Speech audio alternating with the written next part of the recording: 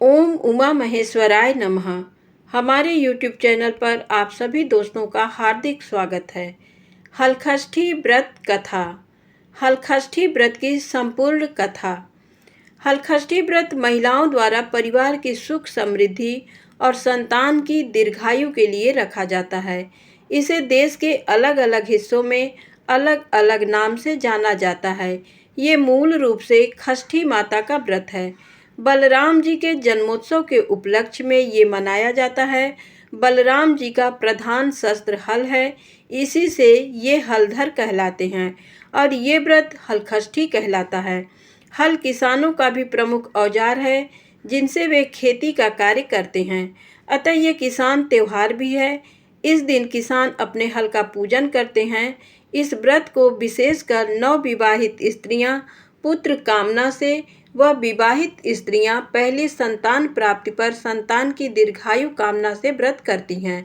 बलराम जी का संबंध हल से है और कृष्ण जी का संबंध गौ पालन से, इसलिए इस व्रत में हल तथा गौ माता पूजन किया जाता है, न कि उनसे कार्य लिया जाता है। इस कारण हल जुते हुए जगहों का कोई भी अन्न व गाय का दूध, दही, घी आदि का उपयोग इस व्रत में वर्जित है। भाद्रपद मास के कृष्ण पक्ष का छठा दिन अर्थात खष्ठी तिथि को हलखष्ठी का व्रत किया जाता है। ये पर्व भगवान श्री कृष्ण के ज्येष्ठ भ्राता श्री बलराम जी के जन्मोत्सव के रूप में मनाया जाता है। इसी दिन श्री बलराम जी का जन्म हुआ था। ये व्रत संतान प्राप्ति, संतान की लंबी आयु, दीर्घायु के लिए और सुख समृद्धि के लिए माताओं बहनों द्वारा रखा जाता है। हलखष्ठी व्रत करने से संतान सुरक्षित रहती है।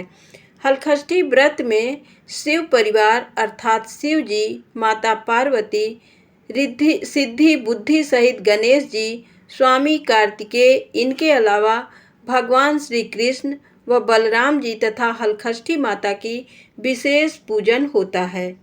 हलखष्ठी देवी प्रकृति के छठे अंश से उत्पन्न होने के कारण ही इसे खष्ठी कहते हैं। बच्चों की अधिष्ठात्री होने से बालदा तथा विष्णु की माया होने के कारण ये विष्णु माया कही जाती हैं। ये ब्रह्मा की मानसी कन्या हैं, अतः मातृकाओं में इन्हें देवसेना नाम से जाना जाता है।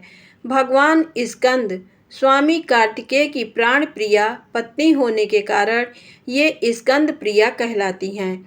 ये देवी बच्चों को आयु देने वाली, बच्चों की रक्षिका पोषिका हैं। योग बल के प्रभाव से ये सदैव बच्चों के समीप स्थित रहती हैं। इस देवी के संदर्भ में एक पुरातन कथा आती है। स्वयंभू मनु के पुत्र प्रिय व्रत हुए। वे योगी होने के कारण विवाह नहीं करना चाहते थे, किंतु ब्रह्मा जी की आज्ञा से उन्होंने मालिका नाम की कन्या से विवाह किया, परंतु बहुत समय बीतने पर भी उनको कोई संतान नहीं हुआ। तब राजा प्रियव्रत ने कश्यप ऋषि को बुलवाकर पुत्रेष्ट यज्ञ कराया। यज्ञ अग्नि से एक चरु प्रकट हुआ, जिसे राजा ने अपनी रानी मालिका को दिया। उस चरु के क्षीर भक्षण कर रानी गर्भवती हुई, किंतु 12 वर्ष बीत जाने पर भी उनको कोई संतान नहीं हुआ। 12 वर्ष के बाद रानी ने एक दिव्य स्वर्ण कांति युक्त पुत्र को जन्म दिया, परंतु सर्वांग सुंदर होने पर भी वो बालक जीवित नहीं था। इस पर राजा रानी दुखी हो गए। राजा ने अपने उस मरे हुए पुत्र को हृदय से लगाकर श्मशान की ओर चल दिए। श्मशान पहुंचकर राजा पुत्र शोक से दुखित हो रोने और स्वयं के प्राण देने को तत्पर हो गए। उनका सारा ज्ञान जाता रहा। तभी सहसा उन्हें एक दिव्य विमान दिखाई दिया, जो कि श्रेष्ठ मणियों से निर्मित था। उस विमान में एक सुंदर, मनोहर, प्रसन्न बदन, श्वेत चंपा जैसी वर्ण वाली नवयौवना विराजमान थी। उसे देखते ही राजा सब दुख भूल अपने मरे बालक को पृथ्वी पर रख उनके पास गया और पूछने लगा कि हे देवी, आप कौन हैं, किसकी पुत्री तथा किसकी पत्नी हैं। तब वो देवी कहने लगी कि हे राजन, मैं ब्रह्मा की मानसी कन्या हूँ। मेरे पिता ने मुझे भगवान शिव जी के पुत्र स्वामी कार्तिकेय से विवाह कराया है, अतः मैं स्कंद प्रिया हूँ। मैं पुत्रहीनों को पुत्र, पत्नीहीनों को पत्नी, धनहीनों को धन तथा कर्मवानों को उनके कर्मानुसार फल देती हूँ। हे राजन, तुम ज्ञानी श्रेष्ठ कर्मवान हो, अतः तुम्हें मेरा दर्शन हो पाया है। तुम दुख का त्याग कर मेरी स्वयं पूजन करो और सर्वत्र कराओ। मैं तुम्हें वर देती हूँ कि तुम्हारा ये पुत्र शीघ्र जीवित हो उठेगा और परम प्रतापी होगा। 100 अश्वमेध यज्ञ करेगा, ये सुब्रत नाम से विख्यात होगा। ये कह देवी अंतर्ध्यान हो गई। इधर राजा प्रियव्रत अपने संतान को जीवित देख प्रसन्न होकर पुत्र सहित नगर को वापिस आया। नगर में हर्षोल्लास मनाया गया। बालक के जन्म से 6वें दिन सूतिका गृह में माता खष्टी का पूजन कर आनंद उत्सव किया गया। उसी दिन से पूरे संसार में छठी के आयोजन की परंपरा चली। इस प्रकार हर अर्थात शिव परिवार से होने के कारण ये देवी हरखष्ठ और ये व्रत हलखष्ठी के दिन करने के कारण हलखष्ठी कहलाता है। संतान की दीर्घायु की कामना से रखा जाने वाला व्रत, जिसे कि अलग अलग प्रदेशों में कमरपष्ठ, हरखष्ठ, ललही छठ, चंदन खष्ठ, हलखष्ठी व्रत आदि के नामों से जाना जाता है। इसका पौराणिक व प्रचलित कथाएं बहुत हैं। एक अन्य कथा हलखष्ठी व्रत कथा। मथुरा के राजा कंस अपनी बहन देवकी को विवाह के उपरांत विदा करने जा रहे थे, तो आकाशवाणी के वचन सुन कि देवकी का 8वां गर्भ तेरी मृत्यु का कारण बनेगा, जानकार बहन बहनोई को कारागार में डाल दिया और वसुदेव देवकी के 6 पुत्रों को एक एक कर कंस ने मार डाला। जब 7वें बच्चे के जन्म का समय नजदीक आया तो देवर्षि नारद जी वसुदेव देवकी से मिलने पहुँचे और उनके दुख का कारण जानकर देवकी को हलखष्ठी देवी के व्रत रखने की सलाह दी। देवकी ने नारद जी से हलखष्ठी व्रत की महिमा और कथा पूछी तो नारद ने पुरातन कथा कहना प्रारंभ किया कि चंद्रव्रत नाम का एक राजा हुआ, जिनको एक ही पुत्र था। राजा ने राहगीरों के लिए एक तालाब खुदवाया, किंतु उसमें जल न रहा, सूख गया। राहगीर उस रास्ते से गुजरते और सूखे तालाब को देखकर राजा को गाली देते थे। इस खबर को सुनकर राजा दुखित हुआ कि मैंने तालाब खुदवाया, मेरा धन धर्म दोनों ही व्यर्थ गया। उसी रोज रात को राजा को स्वप्न में वरुण देव ने दर्शन देकर कहा कि यदि तुम अपने पुत्र का बलि तालाब में दोगे तो जल भर जाएगा। सुबह राजा ने स्वप्न में कही बात दरबार में सुनाया और कहा कि मेरा धन व धर्म भले ही व्यर्थ हो जाए, पर मैं अपने पुत्र का बलि नहीं दूंगा। ये बात लोगों से होता हुआ राजकुमार तक पहुंचा, तो वह सोचने लगा कि यदि मेरी बलि से तालाब में पानी आ जाए तो लोगों का भला होगा। ये सोचकर राजकुमार अपनी बलि देने तालाब में बैठ गया। अब वो तालाब पानी से लबालब भर गया। जल के जीव जंतुओं से तालाब परिपूर्ण हो गया। इकलौते पुत्र के बलि हो जाने से राजा दुखी होकर वन को चला गया। वहाँ 5 स्त्रियां व्रत कर रही थी, जिसे देखकर राजा ने कौन सा व्रत और क्यों कर रही हो पूछने पर स्त्रियों ने हलखष्ठी व्रत की संपूर्ण विधि विधान बतलाई। उसे सुनकर राजा वापस नगर को गया और अपनी रानी के साथ उस व्रत को किया। व्रत के प्रभाव से राजपुत्र तालाब से जीवित बाहर निकल आया। राजा परिवार सहित हलखष्ठी माता के जयकार कर सुखपूर्वक निवास करने लगे। हलखष्ठी व्रत कथा दूसरा। अब नारद जी ने देवकी से हलखष्ठी व्रत की अन्य कथा कहना शुरू किया। उज्जैन नगरी में 2 सौतन रहती थी। एक का नाम रेवती, दूसरी का नाम मानवती। रेवती को कोई संतान न था, जबकि मानवती के 2 पुत्र थे। रेवती अपने सौत के बच्चों को देखकर हमेशा सौतिया डाह से जलती रहती और उनके पुत्रों को मारने का जतन ढूंढती रहती थी। एक दिन उन्होंने मानवती को बुलाकर कहा कि बहन, आज तुम्हारे मायके से कुछ राहगीर मुझसे मिले थे। उन्होंने बताया कि तुम्हारे पिताजी बहुत बीमार हैं और वह तुम्हें देखना चाहते हैं। पिता की बीमारी को सुनकर मानवती दुखी हुई। रेवती कहने लगी कि बहन, तुम शीघ्र अपने पिता से मिलने चली जा। तुम्हारे आने तक मैं बच्चों का ध्यान रखूंगी। सौत के बात को सच मान अपने पुत्रों को रेवती के हाथों सुरक्षित देकर मानवती पिता से मिलने मायके चली गई। अब रेवती बच्चों को मारने का अच्छा मौका जानकर उन दोनों बच्चों को मारकर जंगल में फेंक आई। इधर मानवती जब मायके पहुंची तो पिता को स्वस्थ देखकर पिता से अपनी सौत की कही बातों को कह कुशल क्षेम पूछती है। अब मानवती के माता पिता ने अनहोनी के संदेह से पुत्री को जाने को कहते हैं, किंतु मानवती के माता ने कहा कि पुत्री, आज हलखष्ठी माता का व्रत का दिन है, अतः तुम भी पुत्रों की दीर्घायु की कामना से ये व्रत कर आज के जगह कल चली जाना। माता की सलाह मान मानवती पुत्रों की स्वस्थ कामना से हलखष्ठी माता का व्रत धारण कर दूसरे दिन अपने घर जाने को निकली। रास्ते में वही जंगल पड़ा और वहाँ अपने बच्चों को खेलते देख उनसे पूछती हैं कि तुम लोग यहाँ कैसे पहुँचे। तब पुत्रों ने बताया कि आपके चले जाने पर हमारी दूसरी माता रेवती ने मारकर हमें यहाँ फेंक दिया था, तभी एक दूसरी स्त्री ने हमें फिर से जिंदा कर गई। अब मानवती को समझते देर नहीं लगी कि ये सब माता हलखष्ठी की कृपा से संभव है और माता की जयकार करती हुई घर को गई। नगर में मानवती के पुत्रों को पुनः जीवित देख और माता हलखष्ठी की महिमा जान सभी स्त्रियां हलखष्ठी व्रत करने लगीं। हलखष्ठी व्रत की दूसरी कथा। नारद जी ने देवकी से हलखष्ठी व्रत की और एक कथा कही। दक्षिण में एक सुंदर नगर है। वहाँ एक बनिया अपनी भार्या के साथ रहता था। दोनों पति पत्नी स्वभाव से बहुत अच्छे व संस्कारी थे। बनिया की पत्नी गर्भवती होती संतान को जन्म देती थी, किंतु भाग्यवश उनके संतान कुछ समय परांत मर जाते थे। इस प्रकार एक एक करके बनिया की पत्नी के 6 संतान मृत्यु को प्राप्त हो गए। इस कारण दोनों पति पत्नी बहुत दुखी होकर मरने के उद्देश्य लेकर घर से वन की ओर चल गए। वहां जंगल में एक साधु से उनकी भेंट हुई तो उन्होंने साधु से अपनी व्यथा कह सुनाई। साधु ने ध्यान लगाकर देखा कि बनिया के संतान कहाँ हैं।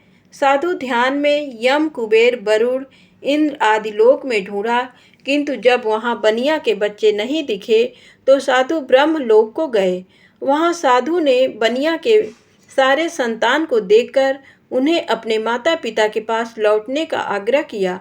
बच्चों ने वापस लौटने से मना करते हुए कहा कि मुनिवर, इससे पूर्व हम कई बार जन्म ले चुके हैं, हम किस किस माता पिता को याद रख उनके पास जाएं। हम जन्म, मृत्यु और गर्भ के चक्कर से अब मुक्त हैं, अतः अब नहीं जाना चाहते। तब साधु ने बनिया को दीर्घजीवी संतान प्राप्ति का उनसे उपाय पूछा। उन आत्माओं ने कहा कि यदि बनिया और उनकी पत्नी माता हलखष्ठी का व्रत रख पूजन कथा श्रवण करें, अपने पुत्र को व्रत के उपरांत जल से भीगा कपड़ा पोता लगाएं, यानी उसको पोछें, तो उनका वह बालक दीर्घजीवी होगा। उन आत्माओं से इस प्रकार सुन साधु ध्यान से वापस आकर बनिया से हलखष्ठी व्रत कथा नियम आदि को बताया। साधु से इस विधि विधान को सुन दोनों पति पत्नी घर को गए। समयोपरांत जब हलखष्ठी व्रत का दिन आया तो उन्होंने व्रत रखा और संतान प्राप्ति का वर मांगा।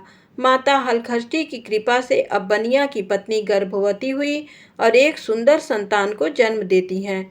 अगले व्रत पर उन्होंने साधु के बताए अनुसार अपने पुत्र को कपड़ा भिगाकर पोता मारती हैं। माता की कृपा से अब उनके संतान दीर्घ आयु को प्राप्त किया। बनिया का परिवार प्रसन्नता पूर्वक जीवन यापन करने लगा। नारद जी तीसरी कथा सुनाते हैं। एक बार राजा युधिष्ठिर ने भगवान श्री कृष्ण से अत्यंत शोक संतप्त भाव से कहा, हे देवकी नंदन सुभद्रा, अपने पुत्र अभिमन्यु के मरणोपरांत शोक संतप्त हैं। वह अभिमन्यु की भार्या उत्तरा के गर्भ की संतान भी ब्रह्म अस्त्र के तेज से दग्ध हो रही है, क्योंकि दुष्ट अश्वत्थामा ने गर्भ को निस्तेज कर दिया। द्रौपदी भी अपने 5 पुत्रों के मारे जाने से अति दुखी है, अतः इस महादुख से उत्थान हेतु कोई उपाय बताएं। तब श्री कृष्ण जी ने कहा, राजन, यदि उत्तरा मेरे बताए इस अपूर्व व्रत को करे तो गर्भ का निस्तेज शिशु पुनर्जीवित हो जाएगा। ये व्रत जो भाद्रपद की कृष्ण पक्ष षष्ठी पर भगवान शिव, पार्वती, गणेश व स्वामी कार्तिकेय की विधि विधान द्वारा पूजन पुत्र पौत्र की अल्पायु व शोक के महादुख से मुक्ति प्रदाता है। इस व्रत के संदर्भ में श्री कृष्ण ने राजा युधिष्ठिर को कथा बतलाते हैं कि पूर्व काल में सुभद्र नाम का राजा था, जिनकी रानी का नाम सुवर्णा था। राजा रानी को एक हस्ती नामक पुत्र था। एक बार राजपुत्र हस्ती धाय माँ के साथ गंगा जी स्नान करने गया। बाल स्वभाव बस हस्ती जल में खेलने लगा। तभी एक ग्राह ने उसे खींचते हुए जल के अंदर ले गया। इसकी सूचना धाय माँ ने जाकर रानी सुवर्णा से कह सुनाया। इस पर रानी ने क्रोधवश धाय के पुत्र को धधकते हुए आग में डाल दी। पुत्र शोक से व्याकुल धाय माँ निर्जन वन को चली गई और वन में एक सुनसान मंदिर के पास रहने लगी। वन में सूखा तृण, धान्य, महुआ आदि जो मिलता खाती और मंदिर में विराजित शिव, पार्वती, गणेश जी की पूजन कर दिन व्यतीत करने लगी। इधर नगर में एक अद्भुत घटना घटित हुआ कि धाय माँ का पुत्र आग की भट्टी से जीवित निकल आया और खेलने लगा। ये खबर पूरे नगर में फैलते हुए राजा रानी के पास पहुंचा, तो उन्होंने इस घटना के विषय में पुरोहितों से पूछा। तभी सौभाग्य से वहां दुर्वासा ऋषि पहुंचे। राजा रानी ने ऋषि का पूजन कर धाय पुत्र के जीवित हो जाने का कारण पूछा, तो दुर्वासा जी ने कहा कि राजन, आपके डर से धाय जंगल में एकांत होकर व्रत की। ये सब उसी व्रत का प्रभाव है। अब राजा रानी सभी नगरवासियों के साथ दुर्वासा जी की अगुवाई में उस जंगल में धाय के पास उस व्रत के विषय में अधिक जानकारी पूछा। तब धाय ने कहा कि राजन, मैं पुत्र शोक से दुखित होकर यहाँ रहने लगी और यहाँ व्रत ग्रहण कर भगवान शिव, पार्वती, गणेश जी और स्वामी कार्तिकेय का पूजन कर सूखा तृण, धान्य, महुआ आदि खाकर रहने लगी।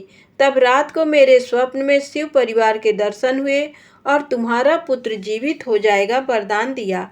अब रानी ने व्रत की विधि विधान को पूछा, तो दुर्वासा जी ने हलखष्ठी व्रत की संपूर्ण विधि विधान बतलाया। राजा रानी ने हलखष्ठी व्रत की महिमा जानकर व्रत को किया। व्रत के प्रभाव से राजपुत्र हस्ती ग्राह के चंगुल से छूटकर खेलते हुए नगर आया। अपने पुत्र को पाकर राजा रानी सुखी हुए और धाय भी पुत्र के साथ प्रसन्न होकर निवास करने लगी। वही बालक हस्ती आगे चलकर परम प्रतापी हुआ और अपने नाम से हस्तिनापुर को बसाया। इस प्रकार भगवान श्री कृष्ण ने युधिष्ठिर से हलखष्ठी व्रत की महिमा का ज्ञान देते हुए कहा कि हलखष्ठी व्रत कथा पहले नारद जी से सुन। मेरी माता देवकी ने इस व्रत को सबसे पहले किया, जिसके प्रभाव से उनके आने वाले संतान की रक्षा हुई। अब भगवान श्री कृष्ण से सुन। युधिष्ठिर ने इस व्रत को उत्तरा द्वारा करवाया।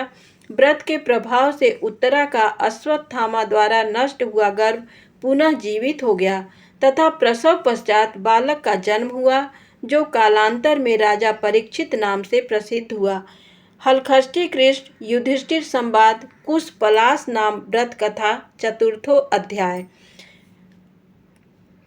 दूसरा कथा। प्राचीन काल में एक ग्वालिन थी। उसका प्रसव काल अत्यंत निकट था। एक ओर वह प्रसव से व्याकुल थी, तो दूसरी ओर उसका मन गौरस यानी दूध दही बेचने में लगा हुआ था। उसने सोचा कि यदि प्रसव हो गया तो गौरस यूं ही पड़ा रह जाएगा।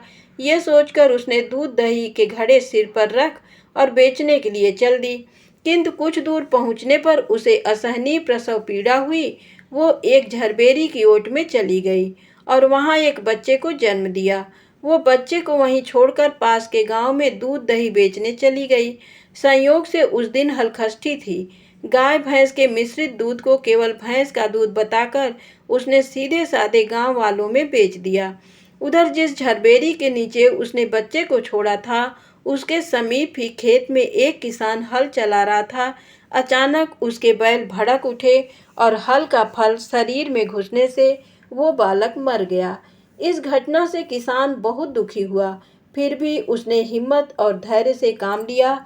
उसने झरबेरी के कांटों से ही बच्चे के पेट में टाँके धीरे धीरे लगा दिए। उसे वहीं छोड़कर चला गया। कुछ देर बाद ग्वालिन दूध बेचकर वहां आ पहुंची। बच्चे की ऐसी दशा देखकर उसे समझते देर नहीं लगा कि ये सब उसके ही पाप की सजा है। वो सोचने लगी कि यदि मैंने झूठ बोलकर गाय का दूध ना बेचा होता और गांव की स्त्रियों का धर्म भ्रष्ट ना किया होता तो मेरे बच्चे की ये दशा ना होती। अतः मुझे लौटकर सब बातें गांव वालों को बताकर प्रायश्चित करना चाहिए।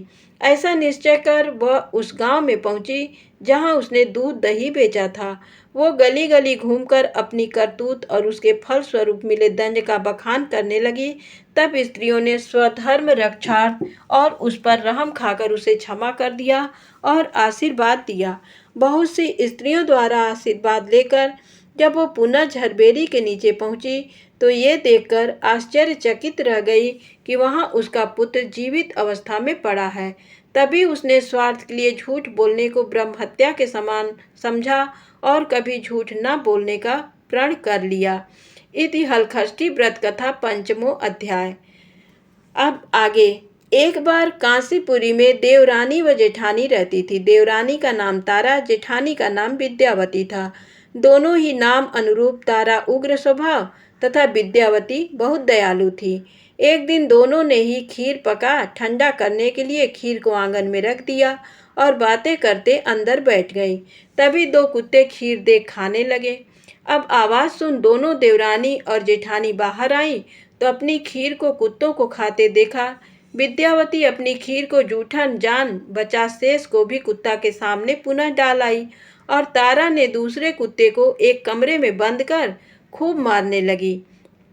जैसे तैसे वो कुत्ता अपनी जान बचाकर बाहर भागता है। दूसरे दिन दोनों कुत्ता एक जगह मिलते हैं और एक दूसरे का हाल पूछते हैं।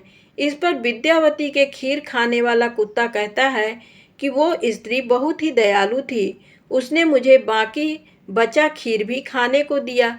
ईश्वर करे कि जब मेरा दूसरा जन्म हो तो मैं उसी की संतान बनूं और उनकी खूब सेवा करूं। अब दूसरा कुत्ता कहता है कि मैं भी उसी औरत का संतान बनूं जिससे कि मैं उनसे बदला ले सकूं। उस दिन हलखष्ठी व्रत था। तारा की मार से बेदम हुआ वो कुत्ता मर गया।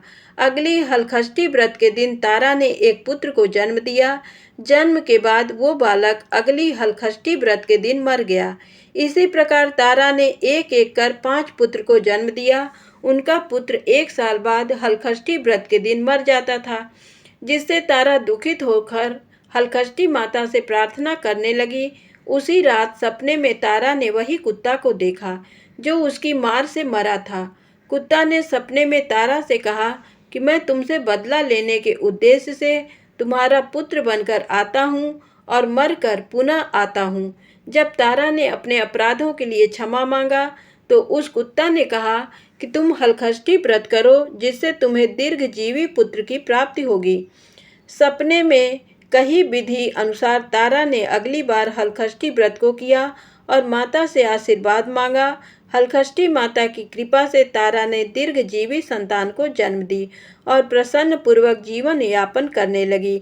इधर विद्यावती ने भी हलखष्ठी व्रत कर माता की कृपा से एक सुंदर सुशील पुत्र को जन्म दिया और सुखपूर्वक निवास करने लगे।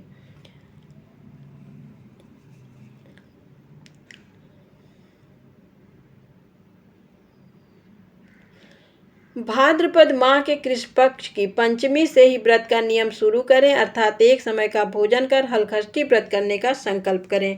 खष्टी के दिन प्रातःकाल स्नान आदि से निवृत्त हो जाएं। एक बार का धोया अर्थात नवीन स्वच्छ वस्त्र धारण करें। माताएं सौभाग्य की सारी श्रृंगार करें। पूजन वाले स्थल को स्वच्छ कर गोबर लीप कर एक बनावटी तालाब सगरी बनाएं।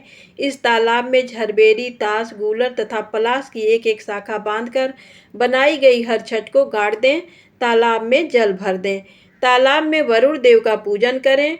एक चौकी पर मिट्टी से बनी शिव जी, पार्वती, गणेश जी, कार्तिकेय की मूर्ति बनाकर रखें। कागज या दीवार पर खष्टी माता का भैंस के घी में सिंदूर से मूर्ति बनाकर रखें। पूजन स्थल पर बच्चों का खिलौना रखें। हर छठ के समीप श्रृंगार सामान तथा हल्दी से रंगा कपड़ा भी रखें। कलश रखें।